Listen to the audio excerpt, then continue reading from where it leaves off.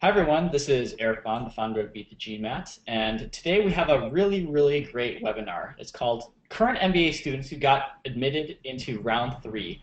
How to best position your application for 2013.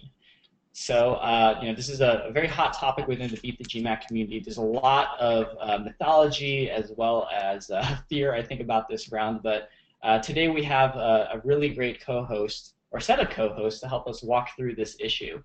I just wanted to introduce Rebecca Lewin, who is going to be driving much of this discussion, along with two of her colleagues, whom are two current MBA students. Rebecca has worked at the University of Rochester since 1998, and within the Simon Graduate School of Business since 1999. She's currently the Executive Director of Admissions and Administration and oversees the full-time MBA and MS programs, as well as the part-time medical management masters. So Rebecca is someone who has a deep insider knowledge of the Simon School. She's a 2002 MBA graduate, and she also holds a BS in Business Administration from Roberts Wesleyan College. So Rebecca, thank you so much for joining the Beat the GMAT community again, and the floor is yours. Thanks, Eric. Great to be here.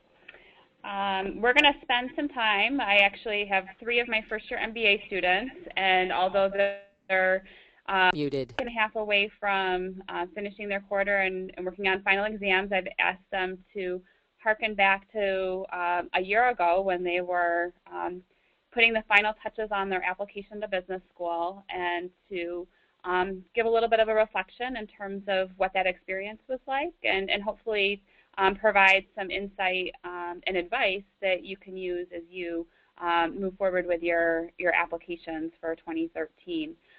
So what we're going to do, I'm going to basically give a little bit of a framework about what the admissions committee is going to be looking for in candidates, and then we'll have each of them introduce themselves and give you some background about their pre-MBA life and their decision to go to business school, and specifically how they thought Simon would be a fit for them.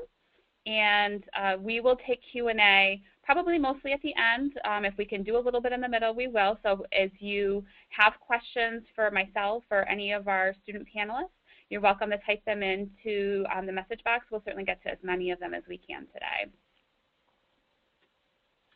So there's some general advice that I'd like to offer for you as you're working on your MBA applications. Ultimately, the admissions committee wants to admit great candidates across all of the rounds. Most top business schools use a waiting list, and part of the rationale for a waiting list is being able to review applications across all rounds. And so that's a great opportunity if you are targeting an application in March or April, that there are still spots available for you if you are considered a good fit for that school. And fit is kind of one of those squishy words that gets a lot of people concerned. It's not just the quantitative aspects of your application, like your GMAT or your undergraduate performance. It ultimately encompasses a lot of the other qualitative aspects of your application as well. Your prior career experience, both the amount of experience and the type of experience, your career interests and how well they might align with the schools that you're targeting, the other interpersonal skills that you bring, your team skills and leadership skills. So there's really a lot of different things that a school will look at when they're considering you as a potential fit. But a good place to start in terms of self-assessment, and you're probably already in the midst of doing this, is looking at the school profile and really doing a gut check on whether or not you feel as though you're in the middle 80% range of students admitted to the program. We're not going to get into all of the academic profile details of the students that are participating today, but I can tell you collectively that none of them were in the top 2% of GMATs or undergraduate backgrounds, but at the same time, they were definitely well within the middle 80% range of candidates that we were considering for the program. And so that's important for you to keep in mind, that you want to focus on both the qualitative and the quantitative areas of your application, and present your best possible application, even if it's an application in the springtime, and realizing that schools will be looking for top candidates across all rounds. The school research is going to hopefully be an important aspect that you're going to be able to use in making a case for why you're a good fit for a school. And there's a few opportunities for you to do that in your essays and in your admissions interview. But the students today will probably talk a little bit about the research that they did to come to the conclusion that Simon was a good fit for them, and ultimately that they felt that they were a good fit for Simon, and they obviously were because they're admitted and enrolled students here. And so fit goes both ways in terms of your fit for us and our fit for you as a student. And so we want to spend some time talking a little bit about that. And that will encompass everything from the size of the program to the perceived strengths of the school, their academic program offerings, career outcomes that are typically available, and what the student experience typically involves. And that's a very personal decision for each student, and there's not a one-size-fits-all answer for why student A might be considering a program versus student B.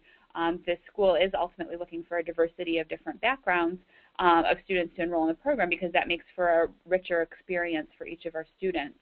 But what you will find is that there probably are some common traits that the school ultimately is also looking for that will lead to academic success in the program, that will lead to student career success in the program, and ultimately lead to a richer experience not only for the students that enroll, but for the community of students, so the synergy that comes from the collective group of students and their experiences. So what we're going to do is I'm going to turn it over to each of the three students. We have three different students, two international students from different countries, and one U.S. domestic student, and each of them have come from different walks of life and different professional experiences, and each of them has different career interests. And so we hope today that you'll have an opportunity to hear from each of their perspectives, and maybe you'll find that you relate to one specifically. What I will say is that this first student actually will be running off to class in about 10 minutes, so that he may not be answering as many of the questions on the back end, but you'll at least be able to get his perspective on the experience. So with that, I'd like to turn it over to Mike Lightman, and as you can see from the presentation, he's one of our first-year MBA students, and so I'll allow him to introduce himself and tell you a little bit about his experience going through the admissions process with Simon. Hey everybody, thanks for coming. As Rebecca mentioned, I'm going to have to leave a little bit early, so if you do have any questions, type them in while I'm speaking, and I'll see what I can do to answer them before I leave. So I am the domestic student here. I am from New Jersey. I went to undergrad at James Madison University. I studied marketing and computer information systems, and as soon as I graduated, I went to join the Peace Corps. I wanted to see the world. I arrived in Morocco. I learned to speak Arabic, and I lived on the Moroccan-Algerian border for 2.5 years, doing various, I guess you could call them consulting-style projects. They range from organizing youth education-style projects to building a school for a nearby community, designing solar panels. Basically, I was doing consulting work, and I found out that I loved it. I love being overseas. I love seeing other cultures, and I really liked the work that I was doing, the small to mid-level range project size, the 1 to 2 year design and implementation.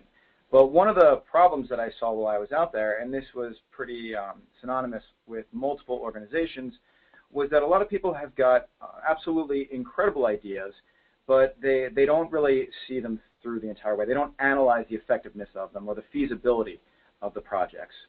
And I was drawn to Simon because there's this very strong quantitative and strategic economic approach to everything, that you're going to take these great ideas and learn how to mold them properly.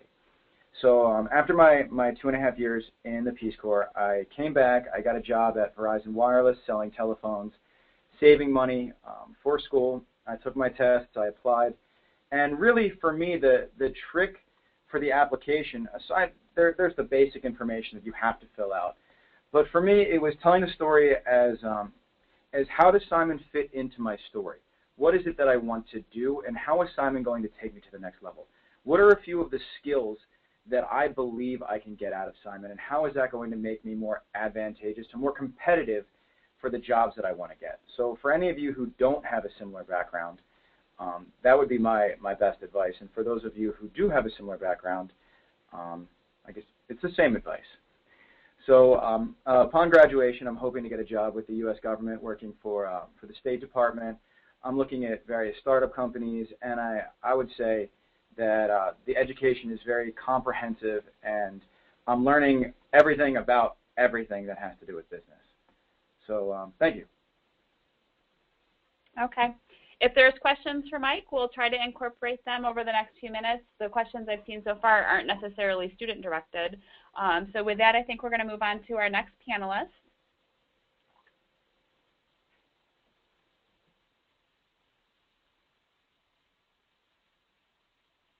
Owen is another one of our first-year MBA students, but focusing in different academic areas and with a very different career background as well. So he'll provide a little bit of his journey going through the admissions process as well.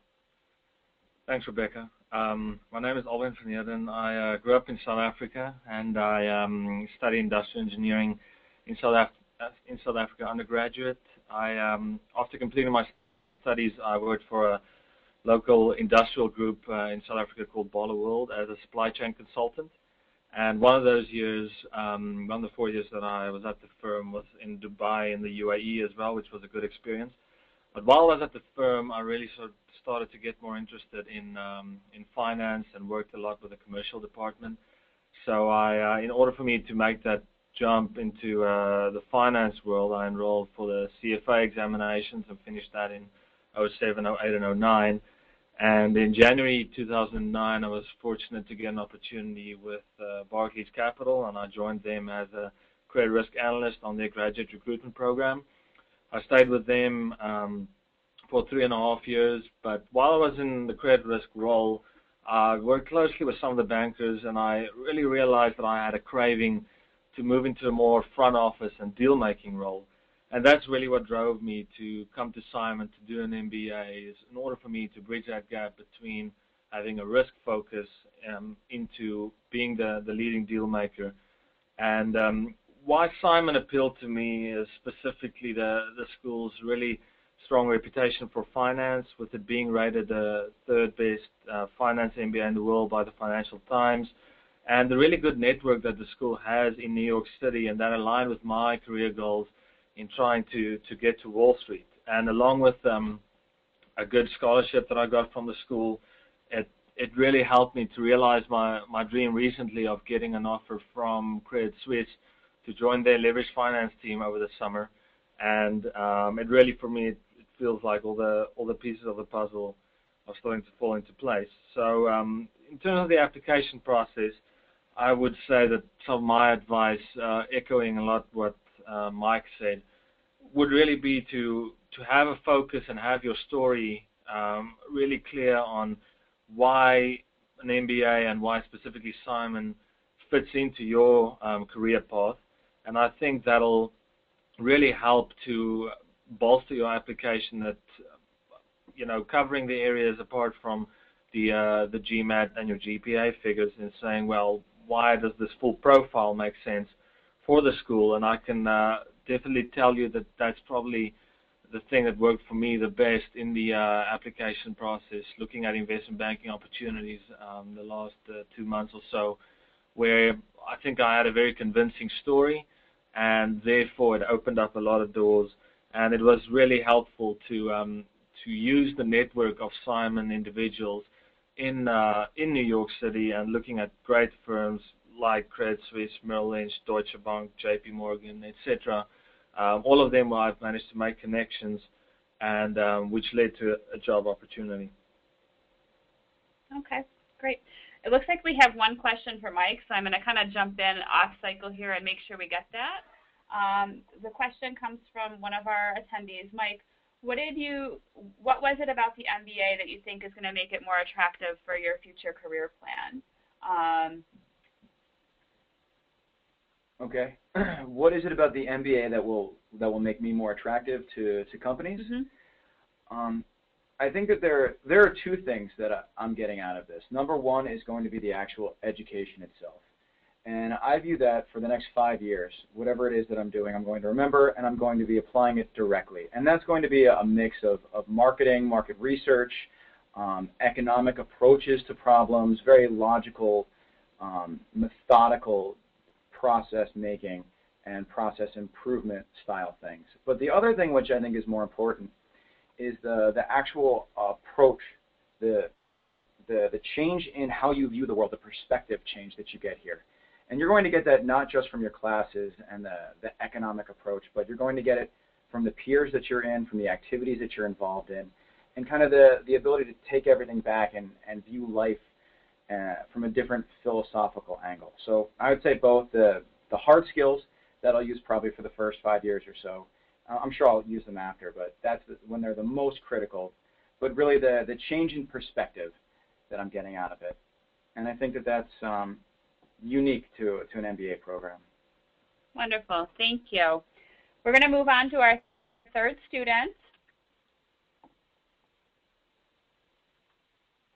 And Darshan is from India initially, and one of our international MBA students as well, and he's going to also provide some context as to his career journey prior to Simon and a little bit about his MBA journey now that he's an enrolled student.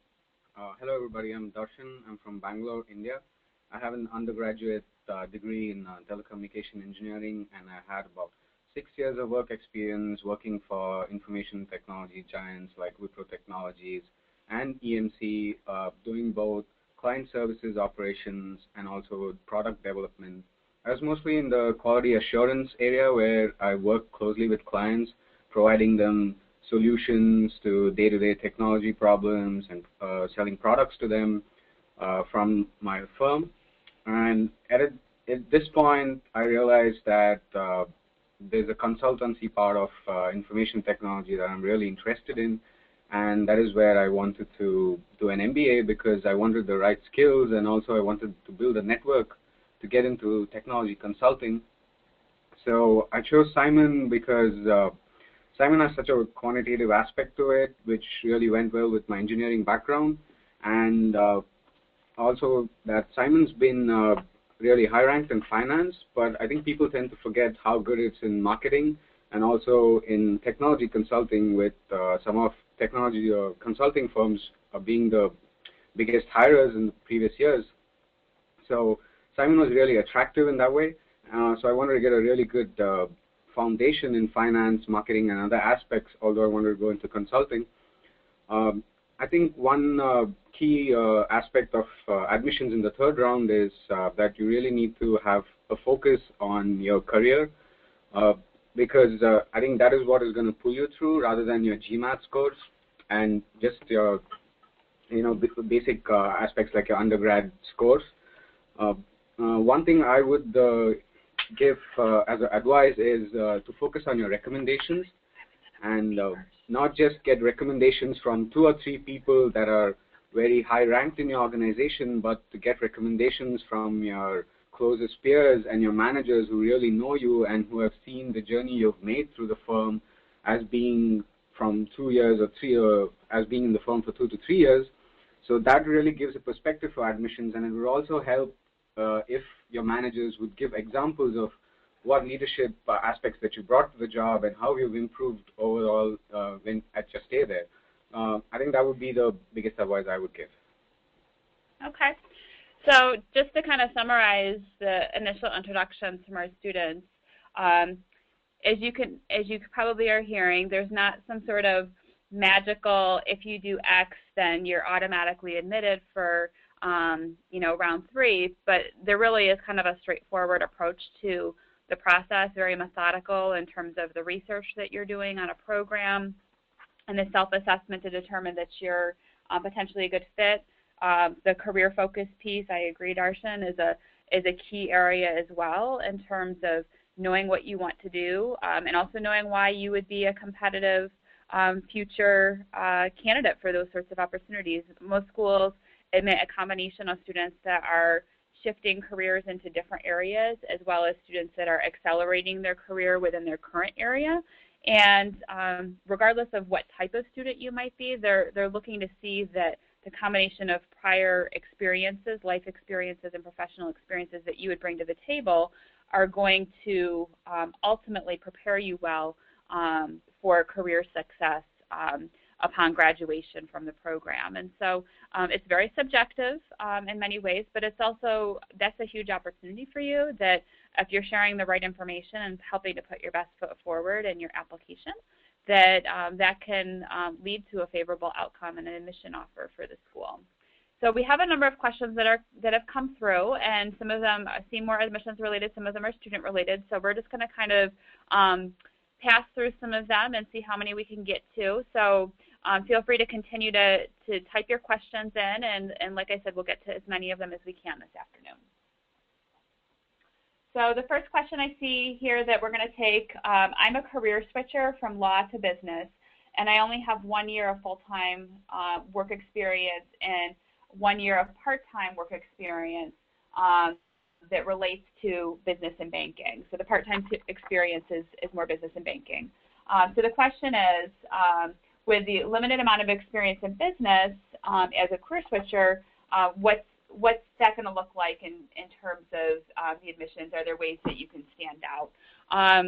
What I would say first off is that, you know, of the 3 people that you talked to today that have introduced themselves, we have a combination of people that are changing careers and shifting, as well as people that are accelerating. So there's not a one-size-fits-all in terms of getting admitted. What you will see, though, is that there was a logical career path and a logical intention in terms of the timing for pursuing the MBA and why they were pursuing it at that particular stage of their career, as well as what they were hoping to accomplish from it. And so I think the timing is important. You know, Simon is open-minded to considering candidates with fewer years of experience, as well as students that are highly experienced. But you need to have the introspection to know why this particular juncture is the right time for you. And having superior career focus is going to be an important part of that process for you to make that assessment. Do any of my co-panelists want to jump in and provide any additional student perspective, either about your own experience or your experience of any of your classmates that might have been shifting careers? I mean, there's certainly a lot of students in our program that don't have an undergraduate degree in business, and that also don't have working experience in a functional area like finance or marketing that have been admitted to the program.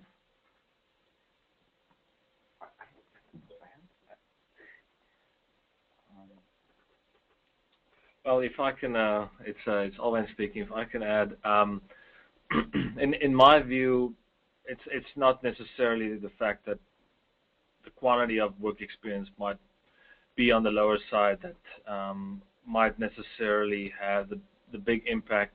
But the thing is, I do think you need a lot of focus, as you mentioned, Rebecca, knowing why now and why it makes sense in terms of looking at your career path. And normally, if you can motivate that very well, I think you'd still do really well in the program, since you'll have that motivation. And secondly, looking at the longer term in terms of employment, if you can allay that message to a potential employer as well and effectively sell that story to them, that I think is key. Okay, wonderful. I have a quick yes or no question that I'm going to have each of you 3 answer. Do interviewers, and this is when you're going through your admissions interview, ask you why you're applying round 3? Specifically round 3, no. Why am I applying? Absolutely. I agree with Mike. That was my experience as well. Not as much focused on the timing, but more around the application as a whole. Yeah, I would like to add to that. That yeah, no interviewer asks you why you're applying in round 3. It's I don't think that's something that's tied into the application process. Everybody's looked at it the same way in whichever round you apply. So again, don't overthink it. You know, in terms of what's going through the admissions committee's mind. You know, the interview is our best chance to get to know you as a candidate, and so you know, we're looking to have a conversation with you and use that to transition to you know, ultimately feedback to the admissions committee about you as a candidate.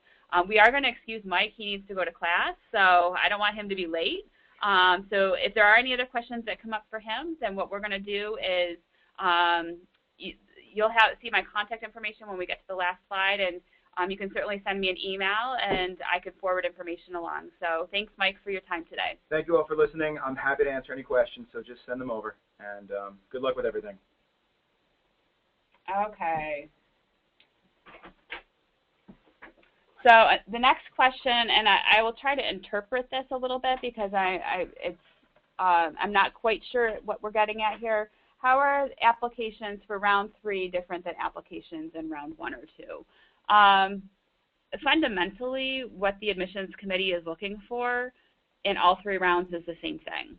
We're looking for candidates that are going to be able to handle the work academically, that are focused in terms of career interests, that are likely to find employment through both their prior experiences as well as the technical skills and career context that the graduate school offers. And then, you know, some interesting things about candidates, and I can't tell you what they are, but we're looking for individuals that have personalities, that want to get involved, that have passions and interests. We're not enrolling robots, we're enrolling students, and so that's part of the process.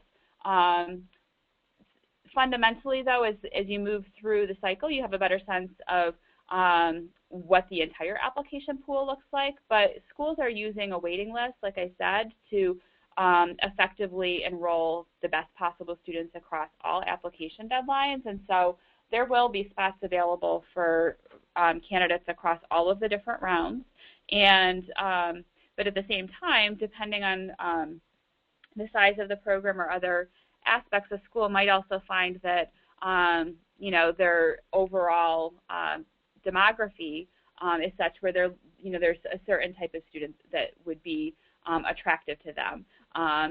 Like I said, schools are looking for a diversity of students. They're not looking for 100% engineers in their program, or 100% bankers in their program, or 100% consultants in their program.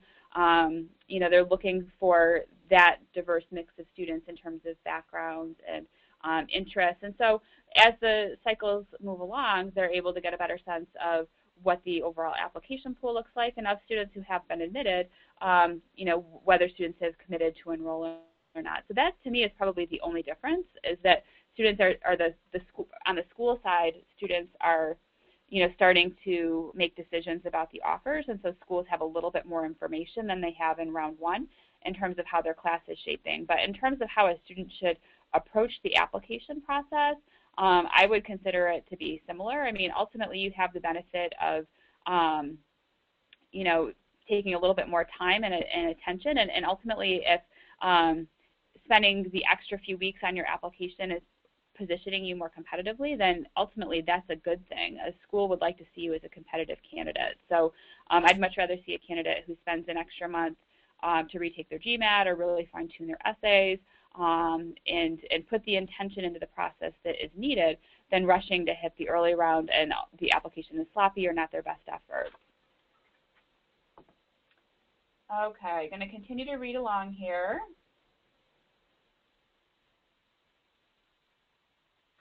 Okay. So this one says, I've been out of school for about 10 years and I started out as a CPA. A few years ago, I switched into investment banking and I want to go to business school. Will the number of years I've been out of school negatively impact my chances for getting in? The quick answer is no, but there's also, the second answer would be it depends. One of the things that admissions and career services offices do at top schools is compare notes on the type of candidates that have been most successful in getting employment, and also, quite frankly, comparing notes on students that have struggled to find employment. And they're also going to share feedback in terms of what companies are looking for in candidates, and to the extent possible, try to select students into the programs that are going to be a good fit for the type of company relationships and career opportunities that they know to be available. But I'd like the two students that are here with me to comment, because, I mean, there is a diversity of levels of work experience in the program. And so, for us at Simon, we consider that to be a strength in terms of students making some decision about when is the right time to go to business school. And so I'd like them to give a little bit of their perspective on that as well. Well, I think I wouldn't say that there's a too much work experience, not in terms of 10 years at least. We have a very wide array of experiences in our current class, from people with barely any full-time work experience to people, I think, having almost 15. So I don't think that's as big a concern that you're not going to be fitting into the class. However, I think you might need to think where you're taking your career in terms of having that profile, and you're probably going to get some of those questions further on the process as well, to make sure that you go into the direction where you want to go to. But in the end, I mean, just the entire MBA experience and having the opportunity to learn from so many different walks of life and people from different countries, different backgrounds, different professional experiences, all of that I think adds to what you can get out of the MBA and how you can really enrich yourself personally and professionally.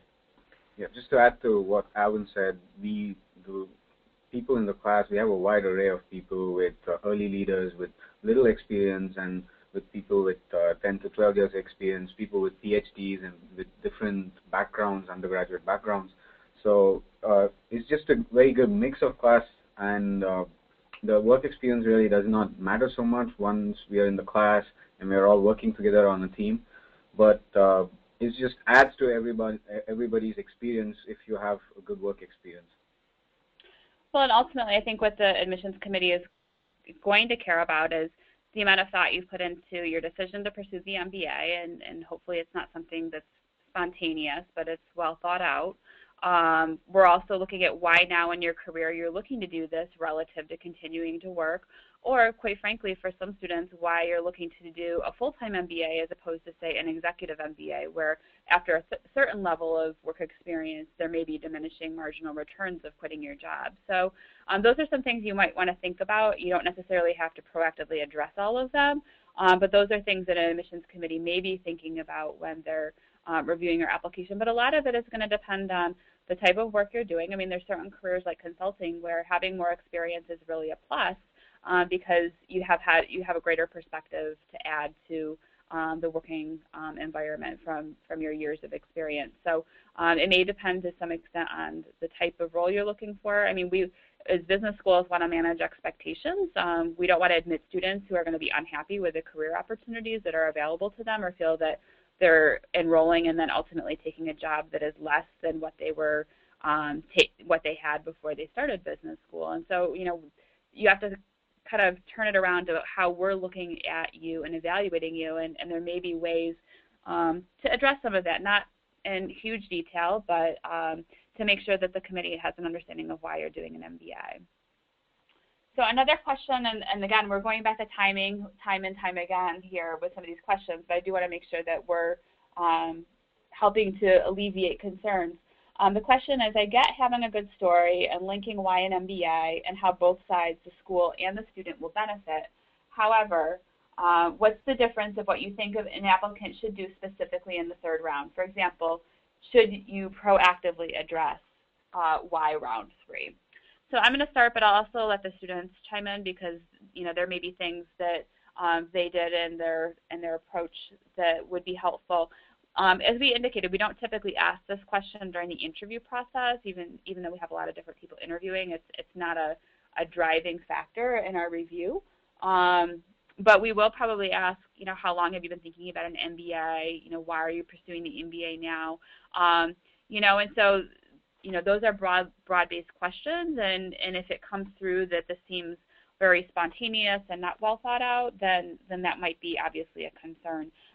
If the timing for submitting your application is circumstantial, maybe to an unexpected job change, or due to, you know, being intentional about strengthening your application and putting your best foot forward, you know, we realize that's the case, and that's typically the kind of advice we would give to a candidate who we encounter in, say, October or November that would otherwise be a great candidate, but maybe there's an area of their application that they need to continue to focus on. And so, you know, if you're taking our advice, that's a good thing in terms of what it would mean in terms of outcome.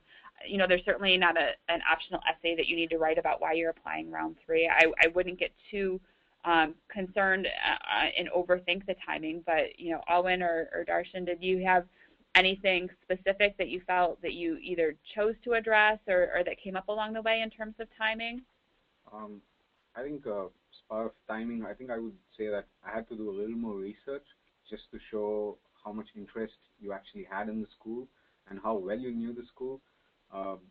And also in terms of recommendations, what I chose to do was not to get 2 recommendations, but just one, but from someone whom I had worked with for 3 years very closely and who had seen my growth in the company from day 1 till the end of my work experience. So I think that was key for me. It just tied me in, and also he could give examples of the leadership experiences I had in the firm, which really put the point across. So I think that's the only difference I would say, the different approach I took from applying from probably first or second round to the third round. And I think that helped me because it just puts the story together of how good a candidate you are. I think as Rebecca mentioned, I wouldn't say that there's any massive drawback in terms of third round versus first round. I guess as Darshan alluded to, that it does maybe put a bit more time pressure on you in terms of making sure that you have a very well put together application, not being sloppy, and making sure that you have the right references included in your application. So that might just make it a bit more tricky if you're too rushed, and it might make that a little bit of a risk in terms of rushing it. But just looking at how things have progressed, I didn't feel like it held me back in any way, and I felt like I managed to hit the targets in terms of what I wanted to hit in the first few quarters of school and getting the internship that I really wanted. So I didn't feel like it held me back in terms of my development and for me achieving the goals that I wanted to achieve by coming to Simon. Okay, great, thank you. So we have a question that's particularly appropriate for both of you. It's about international applicants. And the question is, are international applicants encouraged to apply in earlier rounds, for instance, due to visa processing timeframes? And are Canadian applications treated the same as international? So I can answer kind of broadly from admissions, but I'd also like the students to talk a little bit about the timing of being admitted as a spring applicant and how that played into the visa timeline and processing to enroll in the program.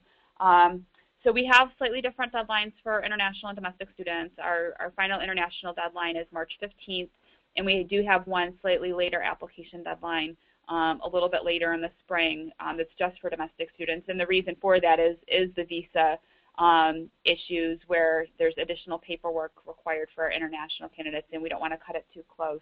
As close as our Canadian neighbor is, it's still considered international in terms of needing a student visa to study in the U.S. It certainly may be a little bit easier logistically, to get in your car and drive across the border relative to some areas of the world. But we do certainly, in either situation, want to make sure there's enough time for processing. But across all of our deadlines for international students, we feel pretty comfortable that we're allowing enough time for processing the visa. But Darshan and Alwyn, did you find that to be the case? Yeah, especially coming from India, you have to be aware of the demographic of. There are a lot of students who apply to US and who require visas, student visas, and typically it takes a longer time than if you're applying from any other part of the world. So you should have at least thought halfway through it of what your visa application is going to look like and what are the prerequisites for these applications, either in terms of your monetary funding, how you're going to fund the MBA. So although you don't need to be 100% sure, you should have at least thought about the options or how you're going to finance your MBA and what part of the visa applications that require some pre-work. But if you're really interested in Simon, if you're really interested in the school you're applying to for the third round, I don't think it should hold you back because you still have enough time to put it through. So I wouldn't say it's something that hinders your application process. I think in my case, the biggest challenge was just from a practical point of view to make sure, well, number one, you need to ensure that you have enough proof of funds to apply, so that you've got your documentation from the school that you have to use to apply for your visa.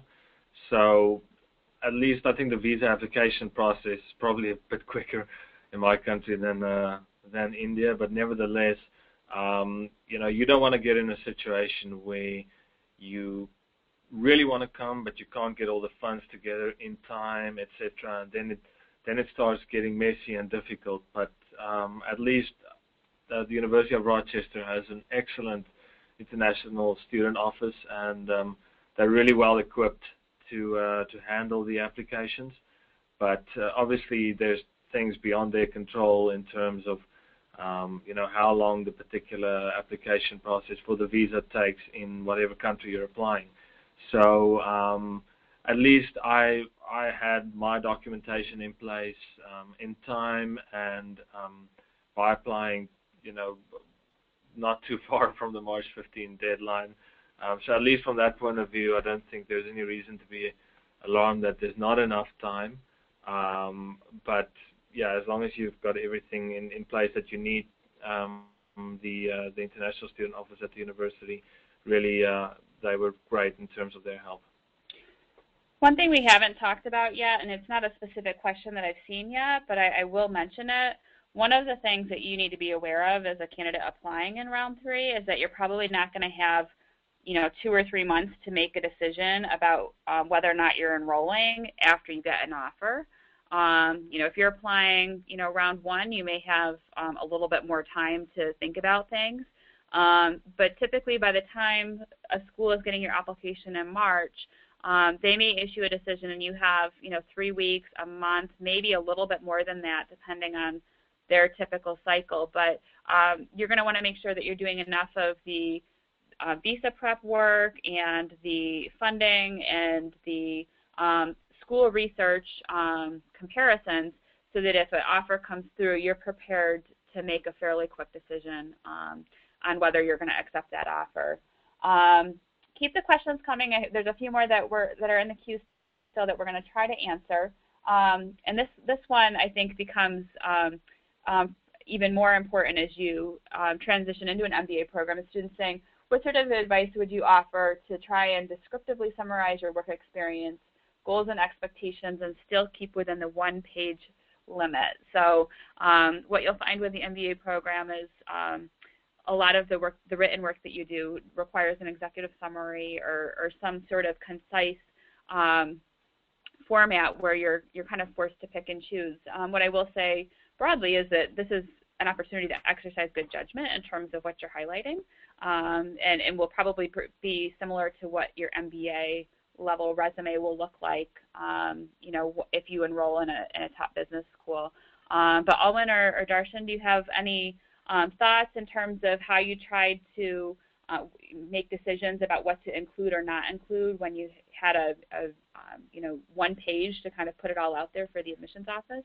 Well, Rebecca, I think this is something that you regularly deal with in business school in terms of dealing with from applications to your resume to cover letters to communication in general to you know, if you're networking with people or employers.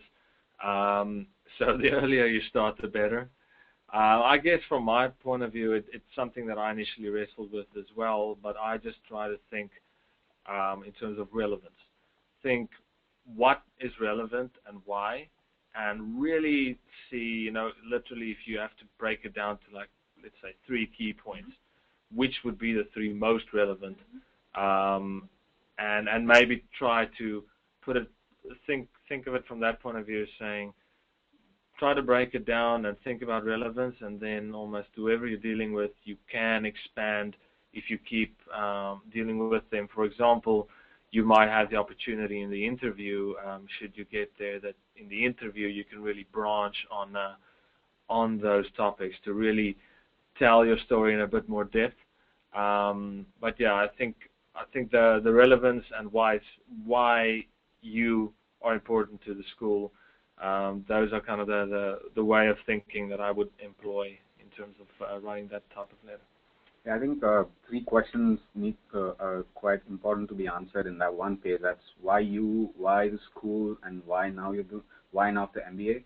But you shouldn't get muddled with the 3 questions. But I think you should also focus on the personal touch of your story that you put in that one page of letter, and providing an example of why you're such a good candidate from either from work experience or from your life experience really helps get your application through. Yeah, it can make you more relatable, and so that's a great point in terms of what to think about. Ultimately, rather than focusing just on a description of the type of work that you've done, anything that can be more outcome oriented and in terms of showing your performance, either relative to the group of people that you worked with or your impact within the organization. Those are things that we care about. We're not just interested in knowing what you do every day at your job, but how successful you have been in what you've done. So you can keep that in mind, and certainly if the admissions committee has questions, those will be incorporated into the interview, or we'll come back and ask you point blank for more detail if we feel that it's needed. But do be judicious in terms of what you're sharing.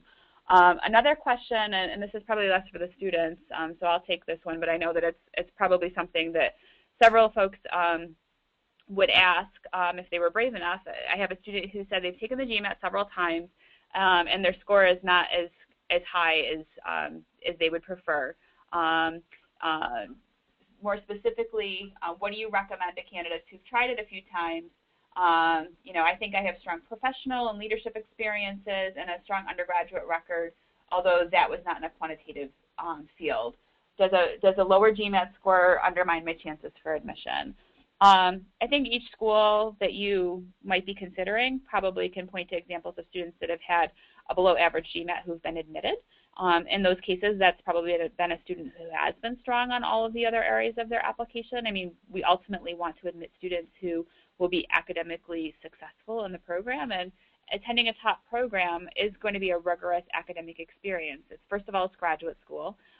Second of all, many of the students are studying a field that they did not study in undergrad, and many students have been out of school for a number of years. And so you take that combination, and as you can imagine, especially at the beginning of your study where you don't choose your classes, but they're prescripted classes that everybody takes together in a core, that can be a challenge in terms of the academic outcomes. And so we do want to make sure that a student can handle the rigor. And so but at the same time, I don't want you to be discouraged. You can put together a successful application. If your undergraduate record is strong, but not in a quantitative area, you might consider thinking about, is there a quantitative class that you could take on a non-matriculated basis that might demonstrate your math skills?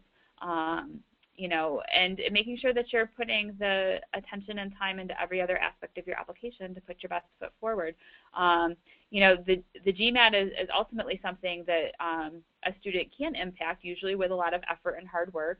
And so I know you've taken it several times, but now might also be a time to be introspective and assess, did you take the right opportunities to prepare? And for some students, that's individual preparation. For other students, it's actually taking some kind of a prep course, or even 1 or 2 non-matriculated classes, especially if your undergrad was not in math, and if the math portion of the GMAT is really what's troubling your overall performance. That might be something to consider in terms of making the investment, because you can't change the number of years of work experience you have. You can't change your undergraduate record. Those things are already pretty much finalized. So, but the GMAT is something that you can do something about, and it's something, like I said, that can be overcome if the other areas of your application are strong. One of the things I wanted to mention before we go on to other questions, I have put the final slide of our presentation up. We have about 10 minutes left.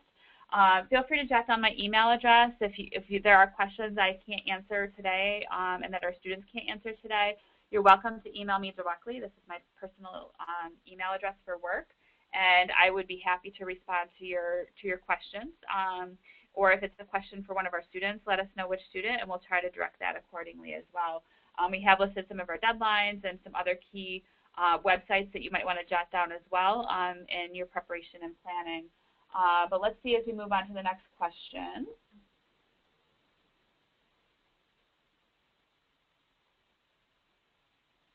So I have a hypothetically speaking question. That I get rejected by a school in round 3, do you think it would hurt me to apply for fall 2014 to that school? I think a lot of schools do encourage reapplications. Some schools also even provide some feedback. It obviously depends on the school's philosophical approach as to whether they're going to provide feedback or just point you to their website. I think the question that you have to ask yourself and with a reapplication is, well, what's different? If the only thing that's different is timing, then you know, I would probably not be overly encouraging because there probably was some sort of a gap or perceived gap in your candidacy that caused you not to be admitted. It's, you know, ultimately at the end of the day, it's both an absolute and relative assessment of your candidacy. And so even if you feel like you're hitting, you know, a GMAT average or you know, years of experience average, and you seem comfortable within the applicant profile, at the end of the day, there were other people who also applied who were either demonstrated those skills and attributes better or actually were better. And so you need to figure out how best can you present your candidacy. Were there things missing that you can include that you didn't include last year, or are there other things that you could do differently? But I think what's frustrating sometimes when we see someone reapply and they weren't successful, if they just basically resubmit everything, you know, that's not necessarily, you know, going to lead to a successful outcome. And the admissions committee is definitely going to be looking for updates or new information or enhancements to your candidacy in one way, shape, or form. So that would be something that I would encourage you to think about if you're going to do a reapplication.